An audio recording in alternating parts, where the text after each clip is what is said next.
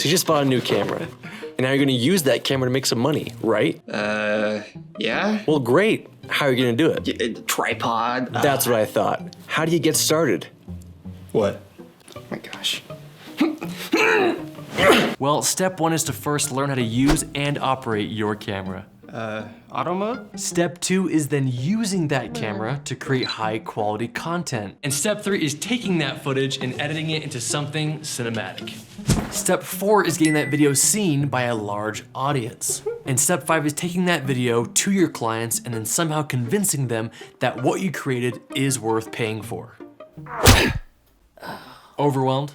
I would be too. If only there was a value-packed, free, 1-hour online filmmaking training that could help you learn how to take your videos to the next level. That's oddly specific. Well, there is! We've put together a free 1-hour filmmaking webinar where you can learn our top 10 secrets to achieving cinematic shots. We want you to be able to, first, know how to use and operate your camera. Second, use your camera to create high quality videos. And 3, take that footage and edit it into something cinematic. 4th, distribute your video and get it seen by a large audience. And finally, let your work speak for itself so that your clients will pay you to create more. Wow, that's pretty neat. But back to the webinar. So what are you waiting for? It's free, it's quick, and you clearly need it. Click the link below to join our online webinar, which many are calling more valuable than a semester at film school. Are you serious? See you inside. What's up, guys? We got a good one for you today. As many of you know, we run an online school, Full-Time Filmmaker, where we teach videographers from all over the world how to improve their skills and grow their production companies. Our school has now grown to over 20,000 students and grows more and more each week. And that growth is directly attributed to our ad campaigns. As videographers, as filmmakers, our clients want to hire us to sell their product or service through the medium of video. And for the past few years, we've been experimenting with all types of ads to sell our course. And to start off 2021, we wanted to experiment with a brand new type of ad and see if our target audience would enjoy the ad enough to buy. So in this video, we want to break down the 5 steps we took to create the ad you saw at the beginning, how we came up with it, how we shot it, and how we edited it. This ad's main objective was to get potential leads to sign up for our free 1-hour webinar. We wanted to try our hand at creating a humorous ad that breaks the fourth wall and sells the product through humor and value-packed information. So for our process, step number 1 is the concept and script for the ad. This step really just comes down to your creativity. We wanted the ad to be about a beginner filmmaker who has a mentor leading him through the steps of growing as a filmmaker, since that is exactly the goal of our webinar and our online course. And we wanted to show the difference between a beginner with a mentor and a beginner without a mentor. So we decided to have the beginner go through 5 steps of filmmaking twice, once alone and as a failed attempt,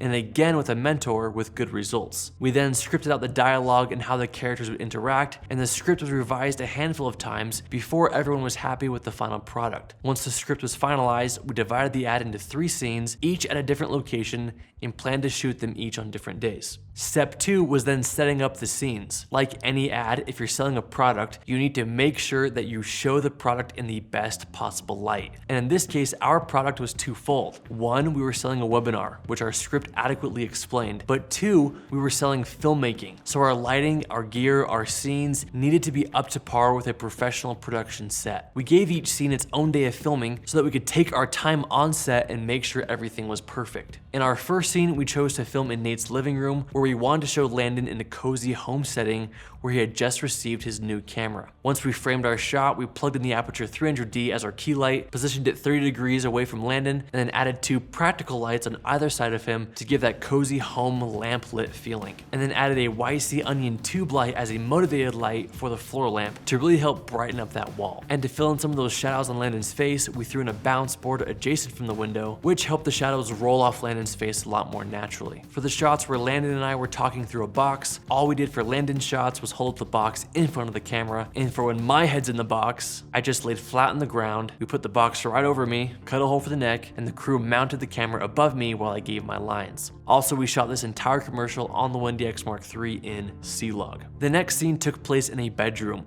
We wanted this room to have a high key lighting setup, so we put our 300D behind a 4-foot scrim gym to give our subject a very bright but very soft light.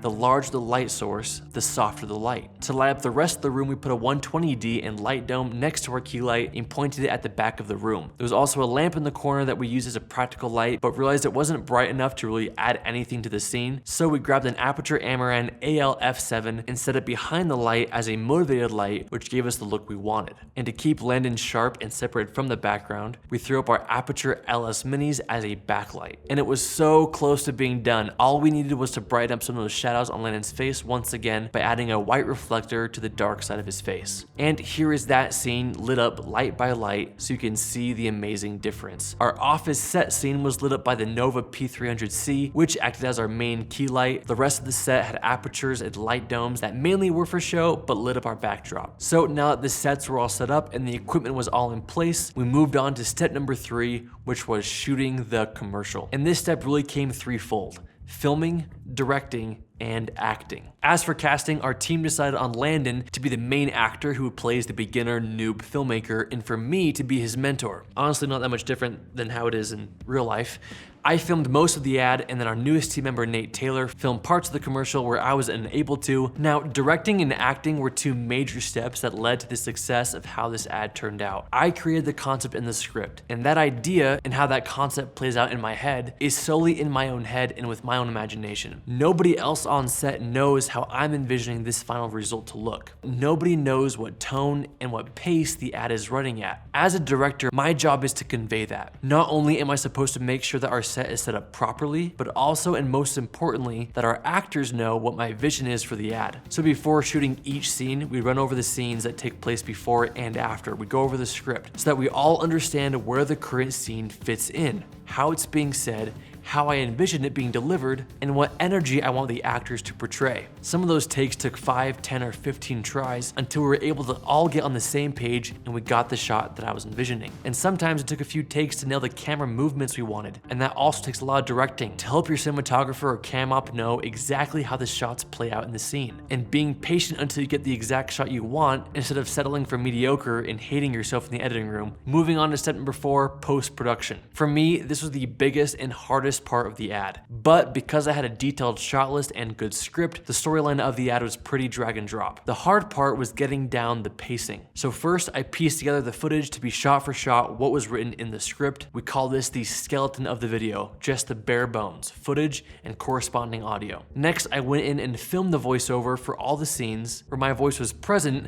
but I was not. Next, I grabbed additional B-roll that was going to be used to overlay the parts of the ad where we are showing the product, our webinar. And now that the ad is pieced together and I have all the shots I need, I can go through and make fine-tune adjustments to the pacing so that it flows exactly how I want. Once that's done, it's time to make it look good. We shot this ad in C-Log, we won't dive into it here, but if you want a full breakdown of how we color corrected and graded each of these shots, we've uploaded a detailed breakdown inside of our online course, link below. Then it was time for the VFX, a whole new realm that I wasn't very familiar with. There were mainly 3 types of VFX shots that needed to be done in this ad. Firstly, 2 shots of Landon reading Instagram notifications. Second, 2 shots of Landon showing his clients the end results on his phone. And thirdly, 2 shots that required TV and phone screens to be replaced by different B-roll. The TV and phone overlays were pretty easy. The camera never moved, so I just added a new screen on top and applied the corner pin effect in Premiere Pro to line up the screens. Then to really sell the overlay, I added a screen smudge overlay. Then I created a light mask to give off the glare effect, and even took a shot of Landon and lowered the opacity to 20% and pinned it to the corners